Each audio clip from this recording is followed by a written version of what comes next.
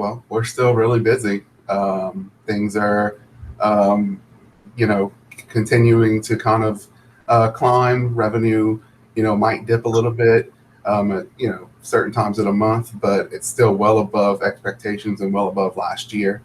Um, Overall, foot traffic and head counts and everything's are doing really well. So, there's really nothing to complain about.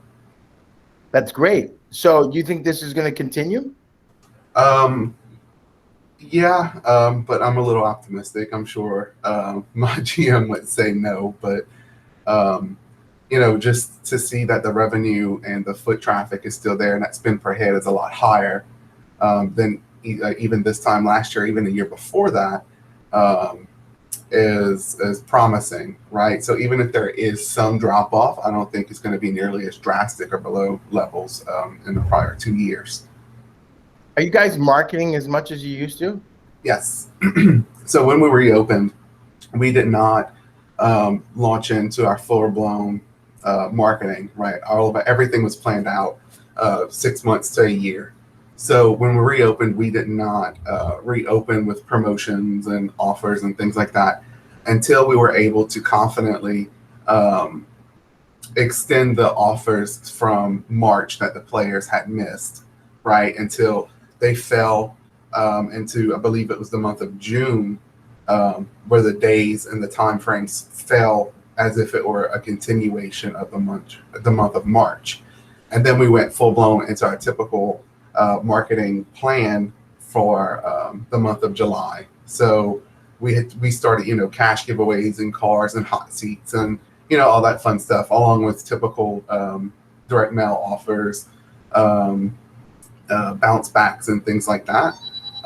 We did see that the response rates were much higher for those programs than I think we ever really anticipated, but there weren't empty trips. So there was very obvious pent-up demand. And while the response rates on some things may have come down a little bit, that revenue per head is still there. So overall, everything's working out pretty nicely. Even seeing less players on an inactive mailer or something like that than what we would typically had seen if we, I guess, try to normalize somewhere around 2019. Great. And how are you still having hiring issues? Yeah, that's the big challenge. So, we understand that more people are doing more, right? And our front line is definitely bearing the brunt of the business levels and the activity. The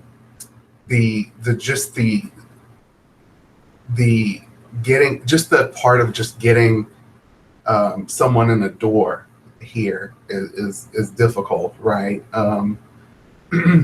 Everything from hiring a job fairs and virtual job fairs, all those types of things that we've done. We did net new candidates, but it's not nearly what we really need, and we're short everywhere. Anything from management and supervisors to to IT, to security, to dealers, slot attendants. I mean, it's all around. It's we're in need of bodies, and I think for a lot of operators that's going to be a struggle, just generally for probably the next 6 months or so at least. And then when we see the pin-up demand in the market, you still need people to service those guests, right, and to keep your customer service levels at what your guests are even accustomed to. So bringing in new customers through the door is great, but their experience may not be top notch like you're used to delivering. So it's really important, I think, now to keep employee morale up, because it's really easy for your front line to feel kind of downtrodden because they're spread so thin. We actually just did a employee appreciation event where we had food trucks and prizes and all kinds of things came in because if we did an employee appreciation day, we might have served steak and potatoes and things like that in our break room, but we're still using our staff in the break room who are already spread thin. So instead, we just had food trucks come in, and snowballs and shaved ice, things like that, and had prizes and giveaways, and that was very well received. And that was pretty minimal investment, right? And we didn't put a lot of pressure on departments that are already hurting. Yeah, and that's a good strategy to move forward with. So you think in 6 months it'll be done? I don't think it'll be done. I think there's a lot of people who have either completely moved out of the hospitality industry as a whole, or are just deciding that they're going to continue to take their time and find something that they really like or they are really passionate about.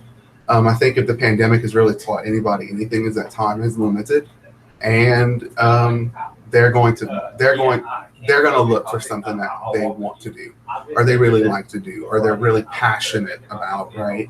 And it's not a bad thing. You know, it's basically a wake-up call, a self-realization for a lot of the workforce of what's really important to them. Yeah, and you know, we do have the volume, we do have the people coming in, but we have other challenges now, and I think we're rising to the occasion. You know, some people are shutting some of their venues down, Yes. you know, limiting hours, and we're showing more appreciation to our current team. So that whole idea is resolving itself, and is kind of going through an evolution of how we see our workers and how we hire and all that. Yeah. Always a pleasure having you on, Richard. Great stuff. I hope we get through this hiring issue. Looking forward to having you back on. Absolutely. Thank you for having me, Tino.